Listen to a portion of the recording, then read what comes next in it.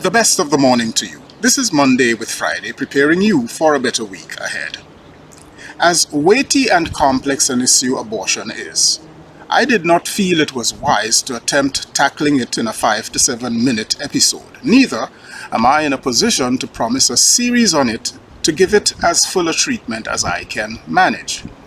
And yet, I do want to make some assertions, but not before recommending your viewing of a segment of a broadcast I'm grateful I spied last Saturday morning. The commentator addresses other aspects of this matter of abortion with a competence greater than my own. I include the link to the video in the comments section below this video. First assertion: nobody really knows when human life begins. There is no scientific unanimity on the matter. Even the religious sources that drive that side of the debate in America are either ambivalent or ambiguous.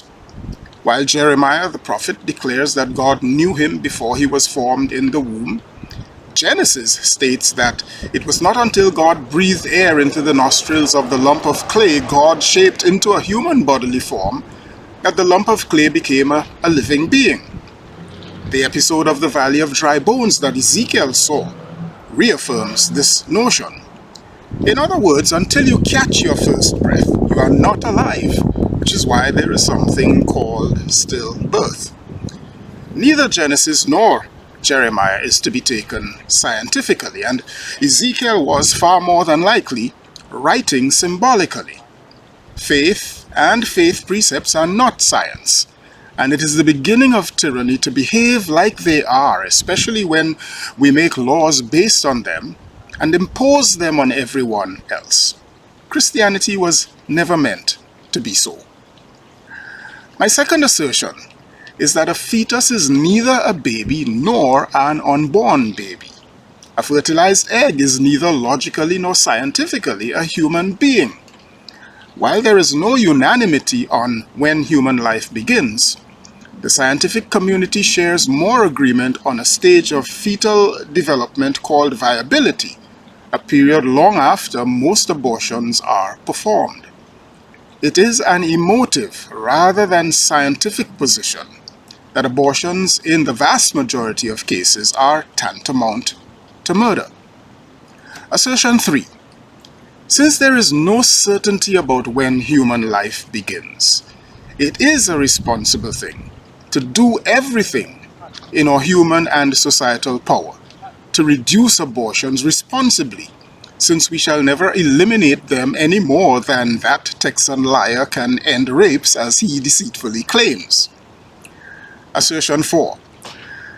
The most sensible and effective approach to reducing abortions is to address all the causes of abortion, starting from what it is that makes 1 in every 5 females, at least here in America, vulnerable to sexual abuse, poverty, lack of education, and several other failures that significantly affect women more than men. Failures created by governmental policy, not the least of which is removal of funding for female health care, and fueled by, as in the American situation, religious myth, religious bigotry, and hostility to scientific fact.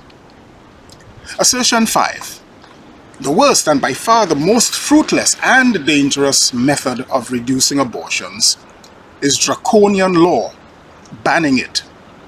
That miserable approach absolves government from its responsibility to address all the conditions that give rise to most abortions. It enables governments and their intolerantly religious supporters to continue their charade about being pro-life when they are only pro-birth. Laws abolishing abortion remove the urgency to do the real work that defends the sanctity of life all the way to the tomb and not just to the exit of the womb period, because these people are really only pro-birth, as you see. True pro-lifers would vigorously defend the quality of life, not just the reality of birth. They would never demolish the public spending on women's health, which so-called pro-lifers love to do, an act that decreases women's quality of life. Assertion 6. Despite a reasonable argument out there that a fetus is not part of a woman's body, I would rather a woman, her family, her doctors, and her spiritual advisors, if she so chooses, rather than a government's cold, distant, and horribly impersonal edict determines what a woman does with herself as a host, in the same way that it is my wife's own business, not the government's, should she want to host Donald Trump or Vladimir Putin in our home. Although I would certainly want to abort those visits.